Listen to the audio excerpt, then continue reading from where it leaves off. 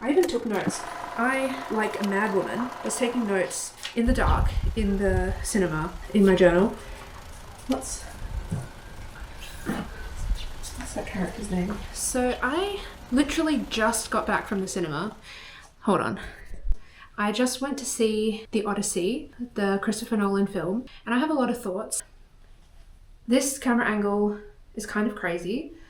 Yeah, I wanted to get these thoughts out. The movie was pretty good, but I'm struggling to have like an overall kind of thought or rating or review of the film because I have so many like individual thoughts in the film. Obviously, there were a lot of scenes that were kind of cut out to make it into a film because, I mean, that makes sense. It's such a huge book, it's such a huge poem. Like, even each translation will have different lengths, and I've heard that they apparently were basing this mainly off of Emily Wilson's translation, which is the translation that I have most recently read, though I will say I have forgotten most of it. I think the first thing that I have to say is that the films that I've seen of Christopher Nolan's are really kind of leaning in to the darkness, which is great and it works well, and it's the films that lean into the darkness, you know, they're his style, they're Christopher Nolan's style, you know, it works well for him.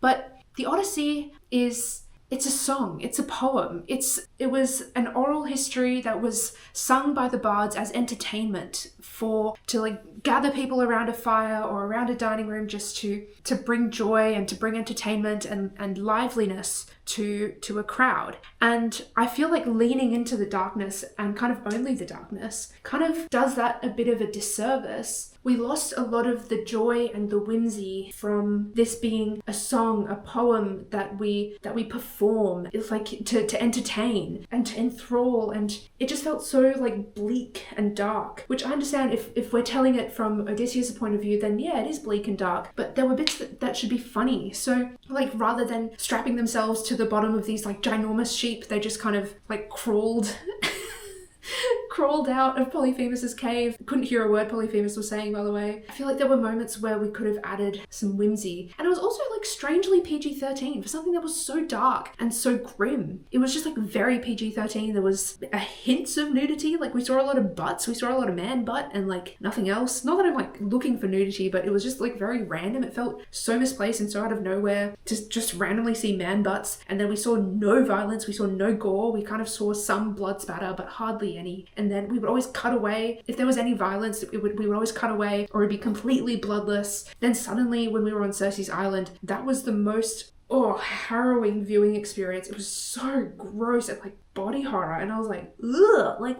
what am I looking at? I had to keep like looking away, and the sounds were so disgusting. It just felt so completely out of nowhere. I was honestly disappointed because again, that was something that should have been like almost whimsical. It should have been like these men are pigs, and like, but I understand like we were treating it with respect, which I liked. Like I liked that. If we're going to change anything to be a bit darker, then I think that was a good way to change it. But then everything was changed to be darker, so it kind of lost its impact, and the only thing that was so like implicit was just Cersei's Island, and it just made her feel like more of a villain, which I really didn't like because she had some really great points. Again, kind of constantly turning away from any form of violence, constantly changing the camera, constantly cutting away anytime there was any violence. I think again, if we're doing a dark story, I think that takes away from the message. The message was that these men did horrible things. These men are pigs. These men were behaving like animals, like monsters, and that's why they encountered these monsters on the road. That's why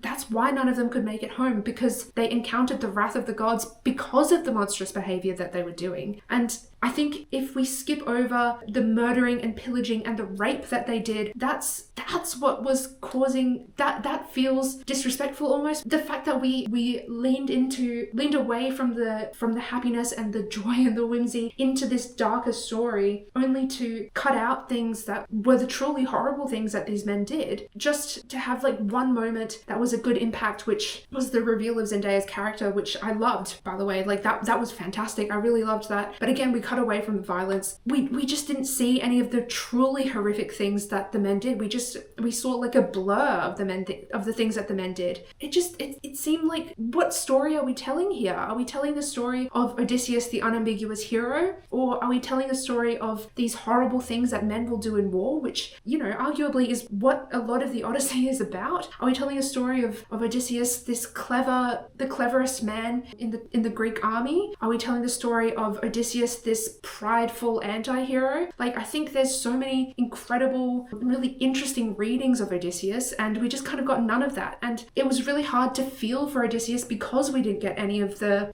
funny bits. We didn't get any of the happy bits. We didn't get any of the whimsical bits. We didn't get to see him being happy. We didn't get to see him experiencing any joy. We didn't get to laugh along with him. I feel like I didn't care for him as much because I didn't see him caring for anyone else. It's not that I disliked the darker direction. I think we could have gone with that. I just didn't like that we didn't commit to a darker direction. Or if we were going to go the PG-13 route, then we should have spent a bit more time seeing the clever, witty, whimsical side to Odysseus and his men. And I feel like I just didn't really grow to care for him without that. To be clear, I am by no means saying that we should have seen SA on screen. My point is only that we are shown a darker story without showing anything actually dark. The actual story of the Odyssey shows examples of fate and how the choices these men made lead to their downfall. Some of the choices they made were truly horrific, and the film led us to believe these choices did not occur,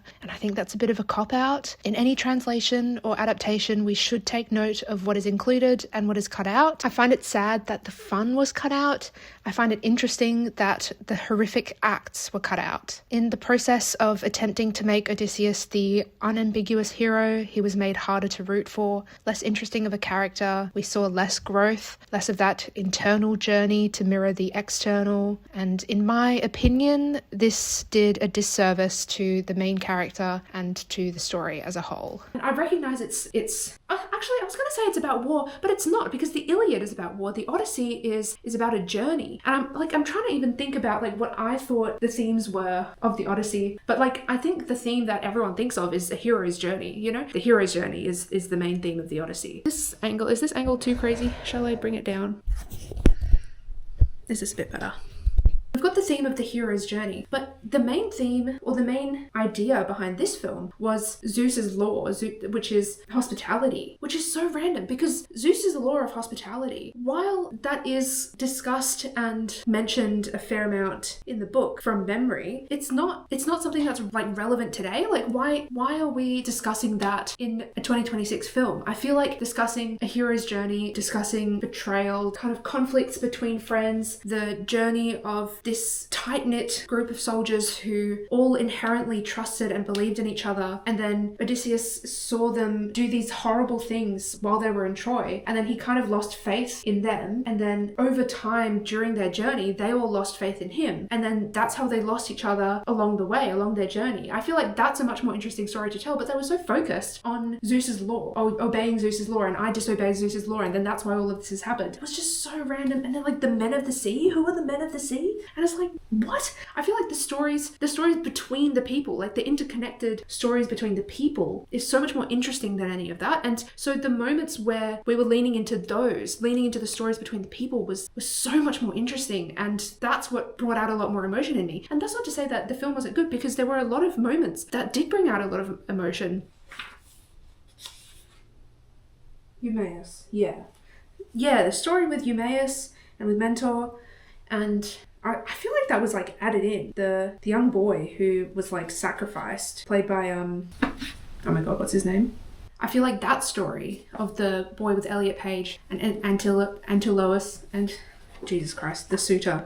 I can't say any of their names, but that story was really fascinating, and I feel like that was added in for the movie. Don't quote me on that though, but just the stories between the people, like human stories, was so fascinating, and I loved that. That was really fantastic.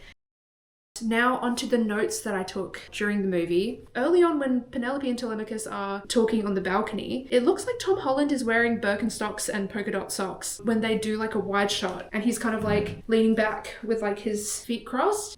It really looks like that. I don't know. I was like really trying to look, and I wish I could have like zoomed in or like taken a photo or something, but I missed it. So I really can't tell, but it really looks like that. I feel like having Odysseus forget his past while cheating with Calypso is a bit of a cop-out, but I don't know if I'm misremembering the book. So I don't recall if in the book he has like forgotten Penelope or if he knows kind of what he's doing when he's with Calypso. I genuinely don't remember. I didn't like how little agency Calypso had. It was kind of strange. Like she was just kind of encouraging him to remember, but that didn't really seem like any of the iterations of Calypso that I'm aware of, but you know, it is what it is. Like I'm not too upset with it. Oh, it also didn't really feel quite like Telemachus' story felt so much slower than Odysseus' story. I don't know how to do that better because it just didn't feel like they like matched up very much. The sound and cinematography do feel very epic in keeping with the book, but the sets and costumes, etc., feel very small. For example, the horse itself, the boats, Ithaca's dining room, everything there just feels really small. It feels really cramped. It doesn't have this like epic feel. I didn't get the sense of this like grand scale. Like this is this ginormous journey, and yeah, I didn't get the sense of a grand scale at all. Like the boat just looked tiny. Like it could be captured on just like a normal shot. It didn't even look like a wide shot or anything like that. And you could just see like the entire boat. And it was just one boat. It really seemed like hard to keep track of how many men were still with Odysseus. So I think it would have been helpful to have seen a more clear like whittling down of Odysseus's fleet, of his crew. I think if we had started with being able to see his entire fleet in an entire shot, every single time we cut to a wide shot, and then whittle down the crew and have shots where there are empty benches so we can see the missing men. Like I feel like we never got a sense that we were missing any men because the benches were always full, and we never got a sense of the kind of grand scale of the voyage because the boat was just fucking tiny. Like it looked like a little dinghy, and it didn't seem like this epic adventure. It just kind of seemed like a few people out on like a little boat. And then similar thing with like, their dining room was tiny. It looked like there were hardly any suitors in there. And then he said that there were dozens of suitors. There was supposed to be like over 100 or hundreds. It just seemed less impressive. With the horse just didn't really look that huge, especially when compared to the size of people. If I recall, the Trojans had to like knock down parts of their gate. Like the whole thing is like the Trojan like wall that the Greeks couldn't bypass. And so the Trojans literally had to like bash down parts of their gate in order to bring the horse in. And I thought they were doing that when they kind of showed the horse coming up to the wall, and you could see that the horse was too big to come in, which was kind of crazy because it looked tiny in the lead up to that scene, and then we cut, and then suddenly the horse is like ginormous. And then when we cut back to the gate is just fully intact when they're like bringing the soldiers in. So yeah, I think the sense of scale was just pretty off. And then the costumes just did not feel opulent enough at all. I was surprisingly distracted by all of the Greeks being in like Roman armor. Like I didn't think that would be that distracting because I'm not that much of a stickler for like historical costuming or anything like that, but the very distinctly like plumage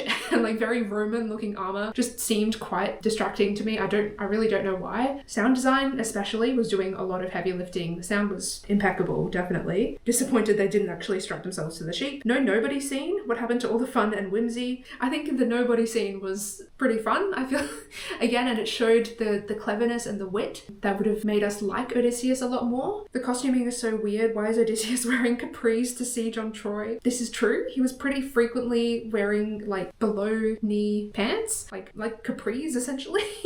And I was quite distracted by that. Who the hell are these island super soldiers in armor with the shifting trees? I have no memory of this. This could just be me not remembering the book. Why would Calypso have short hair? This is a good point. They made Eumaeus' story so sad. Oh my god, I'm gonna sob. See, the interactions, like the people were so interesting, and I think again we didn't care about Odysseus and Calypso. We didn't care about Calypso losing Odysseus either. I feel like that kind of interaction could have done a lot more. I know they were leaning a lot more into the romance between Penelope and Odysseus because we We wanted Odysseus to be more of an unambiguous hero, but I don't know, it felt a bit sad to not lead into it to Calypso at all. She felt quite bland, quite blank. Oh, sorry, I do not buy Tom Holland as intimidating. Doth my eyes deceive me, or do I see nipple armor? There is a scene with nipple armor. I think that's when they're sieging Troy. Also, why is this film entirely about Zeus's lore rather than a hero's journey or any of the other themes? I wrote Occam's bow and arrow.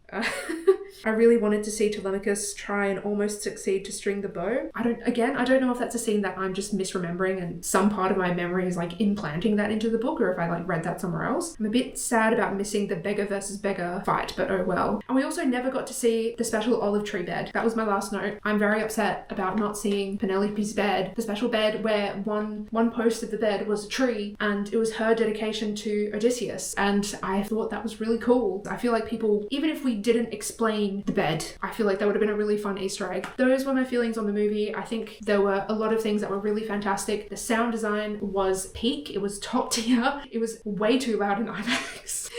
But it was done extremely well. I do think the cinematography for the most part was done very well as well. I think the story itself was, to me, left some things to be desired, but I also think that things like the Iliad or the Odyssey are so difficult to adapt into film because everyone has an opinion on them and because there's no kind of one correct version. But ultimately it was a well-made film. It was put together really well, and there were moments where I cried. Ultimately, I have to say that it was well done, and I would suggest that people watch it. People who are fans of the Odyssey, I would say that they should watch it, and I think people who watch it will get something out of it, even if it is just to kind of discuss it a bit more. I think that's always worthwhile. So yeah, I'd be really interested to hear what other people's thoughts are on it as well. I had so many thoughts about this, and I really knew that no one in my life would be that interested in hearing all of my thoughts. So I'm glad that I have a camera to kind of rant to. Wish me luck editing this into some semblance of logical sense. I think those are my thoughts. Thank you for listening.